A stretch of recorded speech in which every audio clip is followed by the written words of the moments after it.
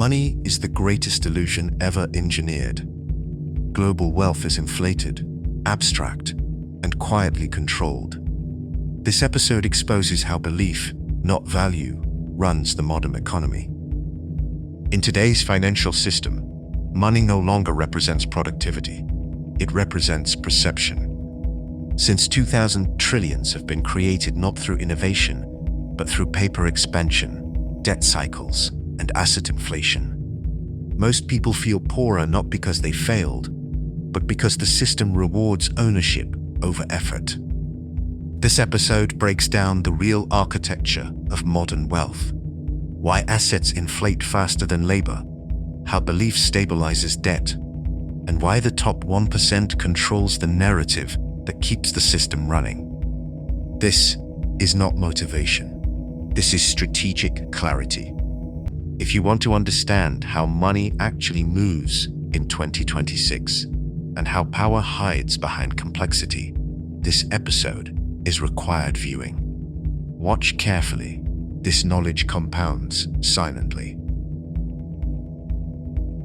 Money is the most successful illusion humanity has ever agreed to protect, not because it is real, but because too many systems depend on everyone pretending that it is.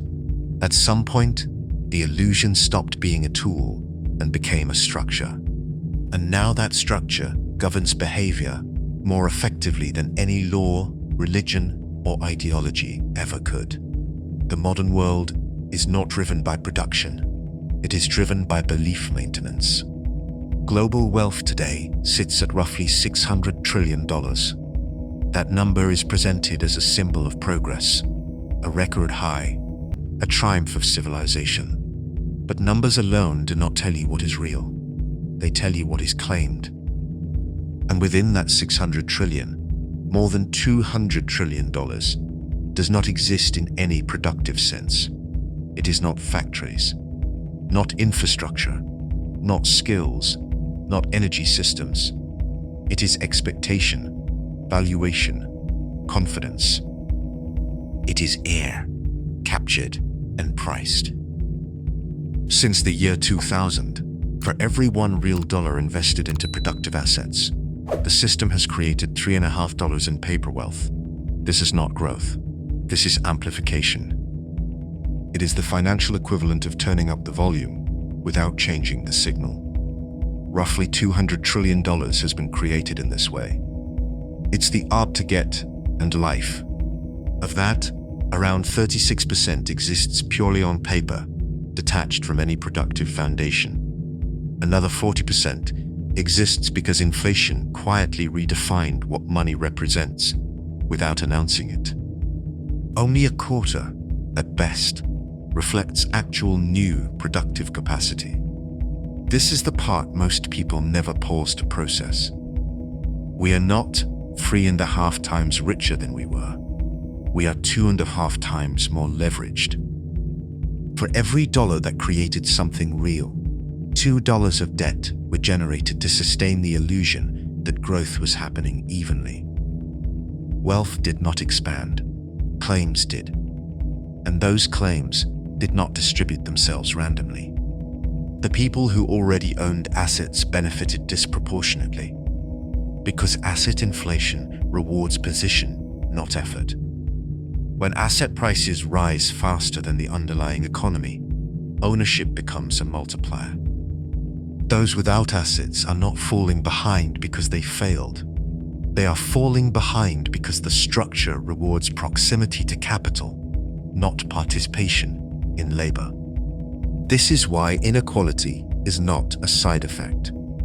It is a mathematical outcome. The top 1% controls more than 20% of global wealth, not because they work harder, not because they are more productive, but because they sit closer to the levers that convert belief into valuation. They own the instruments that benefit first when perception shifts. They own equities, real estate, intellectual property, platforms.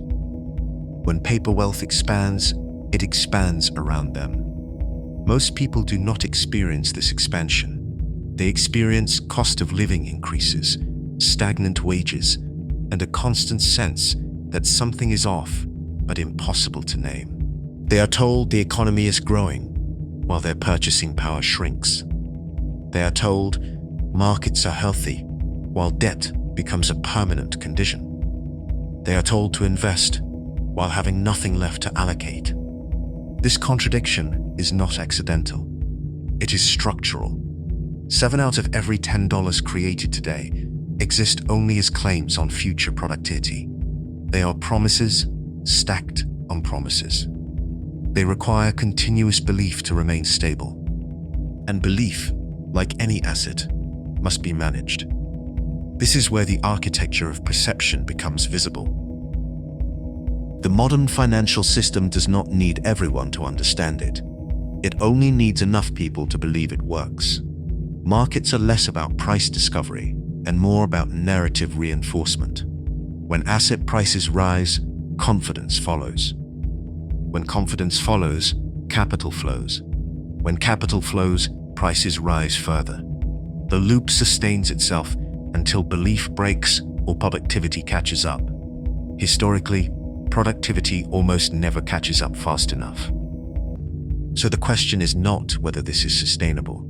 The question is how long the system can delay the reckoning by adjusting the story. There are only a few possible paths forward, and none of them are neutral. The best case scenario is real productivity growth. Genuine technological advancement that creates real assets, energy efficiency, automation that actually lowers costs rather than concentrates profits, skills that translate into output rather than credential inflation. Artificial intelligence, if deployed to expand capacity rather than extract rents, could theoretically narrow the gap between paper wealth and real wealth. But this requires coordination, long-term thinking, and political restraint. 3 things modern systems are structurally bad at sustaining. The worst-case scenario is correction, a recession that forces paper wealth to reconcile with reality. Asset prices fall, valuations compress, debt becomes unserviceable. This is when illusions evaporate quickly, because they were never anchored to productivity in the first place. The people who suffer most are not the architects, they are the participants, because leverage always unwinds downward. The most likely scenario is stagnation, not collapse, not prosperity, a prolonged period where productivity barely moves, but asset prices continue to rise because capital has nowhere else to go. Money circulates within the same ownership class. Growth exists on balance sheets, not in lived experience. The illusion persists because it must. This is the environment we are already inside. Money today is less real than at any point in human history. It is no longer backed by gold, land, or labor in any meaningful sense. It is backed by belief, enforcement, and coordinated acceptance. Currency works because people agree to behave as if it does. The moment that agreement weakens, the system scrambles to restore confidence, not truth. This raises a question most people never ask, because it destabilizes everything they were taught. If money is an illusion, why was it created in the first place? Currency did not emerge to create wealth. It emerged to measure obligation, to standardize exchange, to allow power to scale beyond physical control. Once currency exists, influence no longer requires force. It requires trust management. And this is where modern capitalism diverges from the myths taught in schools. The system you live in is not designed to maximize fairness. It is designed to maximize predictability. Predictable consumption, predictable labor, predictable debt servicing, predictable belief. Financial education focuses on budgeting and saving, not because those create power, but because they create compliance. They keep individuals optimizing within the system rather than questioning the structure itself. The corporate strategist sees this clearly. He understands that money no longer follows value. It follows attention, positioning, and marital alignment. Balance sheets and social feeds are analyzed the same way because both are instruments of perception. A company's market cap often reflects its story more than its fundamentals. A nation's currency reflects geopolitical confidence more than productivity. An individual's financial prospects reflects network access more than intelligence. This is why the modern world feels disconnected from effort, because effort is no longer the primary input. Perception is. Brands do not sell products, they sell stability, identity, aspiration. Markets do not price assets, they price future belief. Governments do not manage economies, they manage expectations. The illusion must be maintained because too many layers depend on it. Retirement systems depend on asset growth. Pension funds depend on market returns. Governments depend on inflation to erode debt quietly. Corporations depend on consumer confidence. Media depends on engagement. None of these systems benefit from confronting the reality that a large portion of global wealth is synthetic. So the illusion becomes normalized. People are told to work harder in a system that no longer rewards labor proportionally. They are told to invest in markets they do not understand through vehicles designed to extract fees regardless of outcome. They are told to believe that long-term stability is guaranteed because acknowledging fragility would threaten participation. This is not a conspiracy. It is coordination without central control. A convergence of incentives. The strategist does not moralize this. He does not panic. He observes. He understands that in a world of paper wealth, the most valuable skill is not production, it is positioning. Being close to narrative creation, being early to shifts in belief, being disciplined enough to separate signal from reassurance. He also understands that real assets still matter, but only if they scale. Skills that cannot be replicated or automated retain power. Infrastructure that underpins systems retains value. Energy, data pipelines, distribution networks, intellectual property. These are the anchors beneath the illusion. Everything else is theater. The danger for the average participant is not that money is fake. It is that they treat it as solid while living inside a system that treats it as fluid. They plan their lives around numbers that can be redefined overnight. They same in currencies that can be diluted. They invest in narratives they do not control. Belief is asymmetric. Institutions shape it.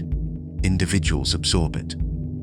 This is why productivity, real productivity, is the only way out of the paper illusion trap. Not productivity as defined by busyness or output metrics, but productivity that creates assets independent of narrative, skills that produce leverage, systems that generate value without constant participation, knowledge that reduces reliance on promises. Money derives value from belief, but belief itself is managed by structure. The strategist does not fight this. He aligns with it selectively. He builds insulation. He reduces exposure to narratives he cannot influence. He understands that the age we are entering is not one of collapse, but of intensified illusion management. As money becomes less real, control becomes more psychological. As wealth becomes more abstract, influence becomes more important than ownership. As debt expands, obedience becomes quieter. This is the real economy of 2025. Not factories and wages, but attention flows, asset narratives, and confidence engineering. And those who fail to see it will spend their lives chasing numbers that were never designed to make them free. Understanding does not make you immune, but it makes you less manipulable. And in a system built on belief, that alone is leverage.